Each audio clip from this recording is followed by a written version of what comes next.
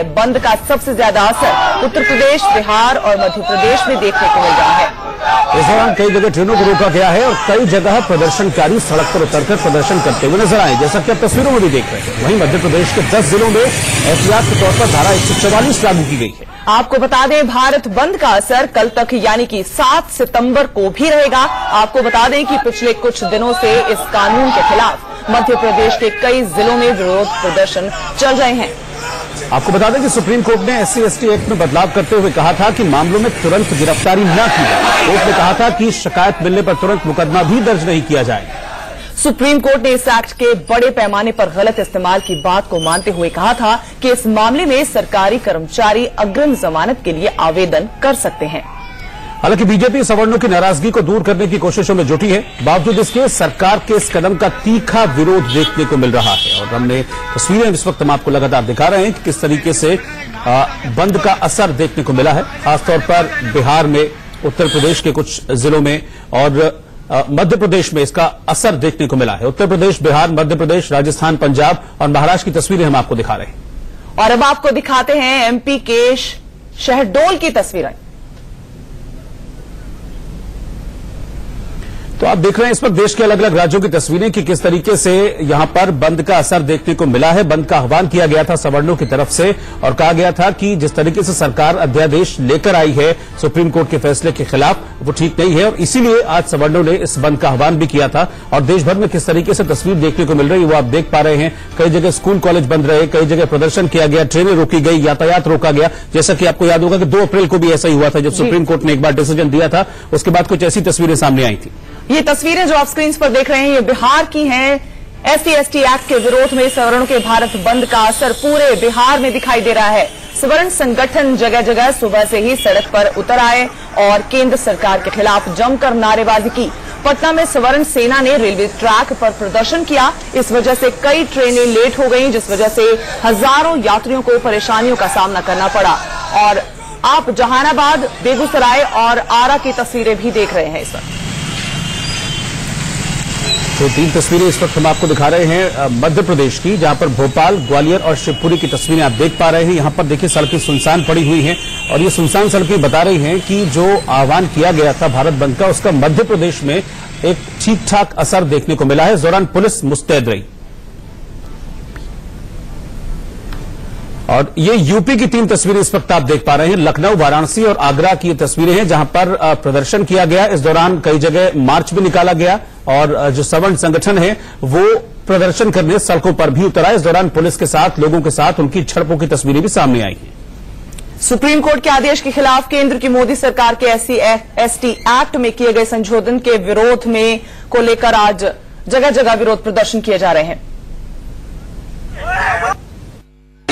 सब मिलकर साथ रहें, सबकी भावनाओं का आदर और सम्मान और सामंजस्य करते हुए सबको साथ लेके चलने का अभियान चलाएंगे, क्योंकि हमारा प्रदेश शांति का टापू है। यहाँ स्नेह, प्रेम और आत्मीयता बनी रहे। समस्या और मुद्दे होते हैं तो खुले दिल से सबसे चर्चा करेंगे, सबसे बात करेंगे और सबको न्याय देना सुनिश्चित करेंगे। और कोई समस्या है तो शांतिपूर्ण तरीके से सामने रखें, खुले दिल से हर बात सुनी जाएगी। और इस वक्त हमारे साथ लखनऊ से अरविंद चतुर्वेदी जुड़ गए हैं और भोपाल से एडिटर न्यूज दीप्ति चौरसिया हमारे साथ जुड़ गई है। पहले मैं अरविंद के पास चलता हूं। लखनऊ, अरविंद, वहां किस तरह का असर आज देखने को मिला? हालांकि तस्वीरों में हमने देखा है कि कई जगह प्रदर्शन भी हुए हैं, कई लोग सड़कों पर उतरकर आज रैली और मार्च वगैरह भी कुछ लोगों ने किया है। इस बात को लेकर पूरी तरीके से अलर्ट थी।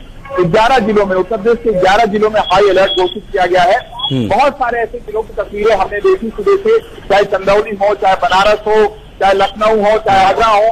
बहुत सारे ऐसे जिलों की तस्वीरें हमने देखी जहां से धरना प्रदर्शन के शॉट्स आए। और आज आंदोलन तो ये बड़ी सफलता जरूर हम कहेंगे सरकार के लिए कि उन्होंने आंदोलन को रोके नहीं होने दिया, क्योंकि आगरा में जैसे ही लोगों ने ट्रेन रोकने की कोशिश की, वहां पे पुलिस ने उसको विफल किया और वहां पे लाठीचार्ज करते हुए लोगों को वहां से हटा दिया गया। चंदौली में भी ट्रेन रोकी गई, लेकिन वहां से प्रशासन ने उन लोगों को हटाने में कामयाबी पाई। हम इस समय जवाहर भवन के बाहर खड़े हैं, इसके अंदर भी प्रदर्शन चल रहा था, हो रहा था। और मैं आपको ये जरूर कहना चाहूंगा कि बहुत दिनों के बाद, अगर हम कहें कि बहुत दिनों के बाद अगर एक साथ सवार एक मंच पे आए हैं नजर, मैं आपको ये जरूर कहना चाहूंगा कि बहुत दिनों के बाद, अगर हम कहें कि बहुत दिनों के बाद अगर एक साथ, दीप्ति आपके पास आना चाहूंगी, आपसे जानना चाहूंगी कि एमपी में किस तरह का असर देखने को मिला इस पूरे प्रदर्शन का।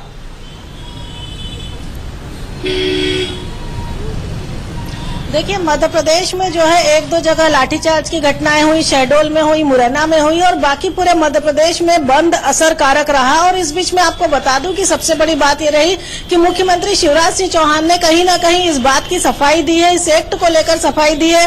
मुख्यमंत्री ने आज एक सार्वजनिक कार्यक्रम में कहा था कि चूंकि हर वर्ग में गरीब होता है, पिछड़ा वर्ग में भी होता है, ब्राह्मण में भी होता है, और यही वजह है कि सरकार ने संबल योजना शुरू करी है जो हर वर्ग के गरीब को आगे बढ़ाएगी। और यही राजधर्म होता है कि हर वर्ग के गरीब का, हर वर्ग का ख्याल रखा जाए।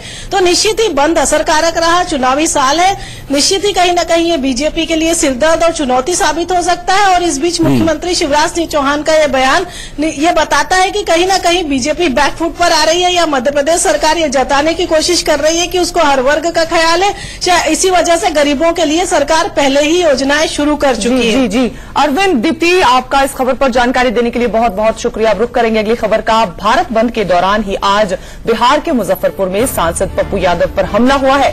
पप्पू यादव पदयात्रा में शामिल होने के लिए मधुबनी जा रहे थे। खबरा मंदिर के पास स्थानीय लोग नेशनल हाईवे 28 पर इन लोगों ने जाम लगाया हुआ था। पप्पू यादव आगे जाने के लिए जब वो बढ़ रहे थे तो लोगों ने इस बात का विरोध किया, जिसके बाद बंद समर्थकों ने उनके काफिले पर हमला कर दिया। उनके बॉडीगार्ड ने उन्हें किसी तरह से बचाकर सुरक्षित स्थान पर पहुंचाया है। हालांकि उन पर यह हमला किया गया। रैली में शामिल होने के लिए पप्पू यादव जा रहे थे और उस दौरान उनके काफिले पर हमला किया गया। दरअसल आज भारत बंद बुलाया गया है सवर्णों का, और इसी दौरान जब पप्पू यादव जा रहे थे रैली में शामिल होने के लिए तो कुछ झड़प हो गई, लेकिन उनके बॉडीगार्ड ने बचा लिया। पद यात्रा है, मुझको 2 मिनट लगेगा, कोई गाड़ी नहीं है। मेरा हाथ जोड़ता हूँ, पद यात्रा है यार, मैं क्या कह सकता हूँ। भैया देखिए, हाथ जोड़ने की बात है, लोगों से रिक्वेस्ट किया तो खोल ही दिए ना। रिक्वेस्ट है, देखिए आज के दिन अगर बंदी है तो बंदी के दिन सर और लोगों ने नहीं मदद किया क्या? ये 1.5 महीना से प्रोग्राम है, अब 2 दिन पहले हुआ है। और अब आज की दूसरी बड़ी खबर। आज आजादी का दिन। आजादी उन लोगों के लिए जिनकी लड़ाई हिंदुस्तान में हर समाज के लोगों से थी।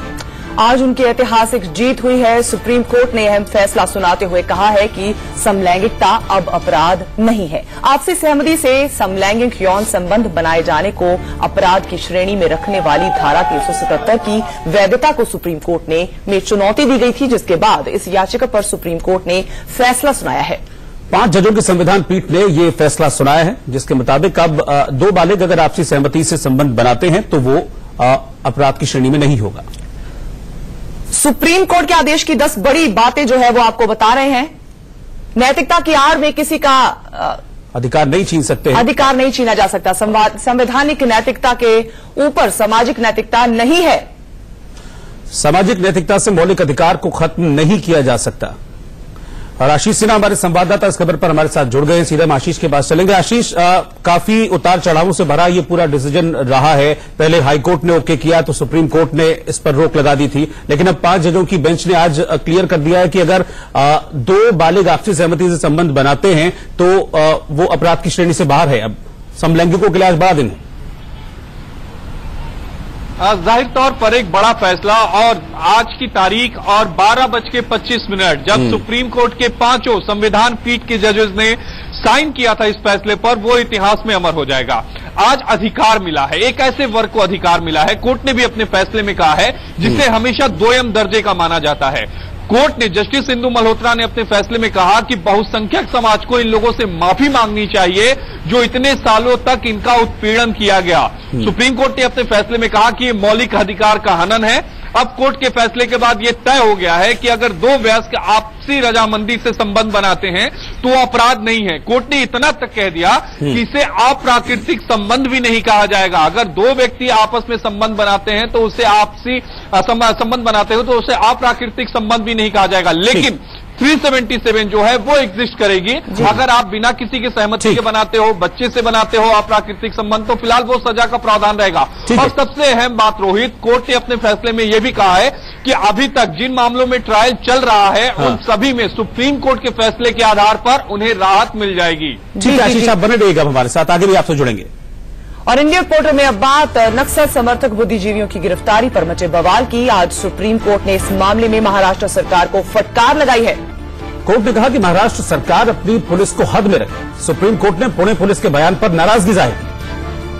कोर्ट ने कहा कि पुलिस कैसे कह सकती है कि एसपी को दखल नहीं देना चाहिए। इस बीच महाराष्ट्र सरकार ने एक बार फिर कहा कि पर्याप्त सबूत के बाद हमने गिरफ्तारी की है।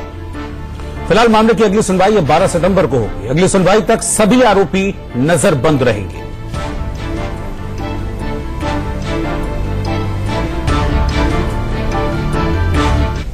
रुकेंगे एक छोटे से ब्रेक के लिए, फौरन लौटेंगे।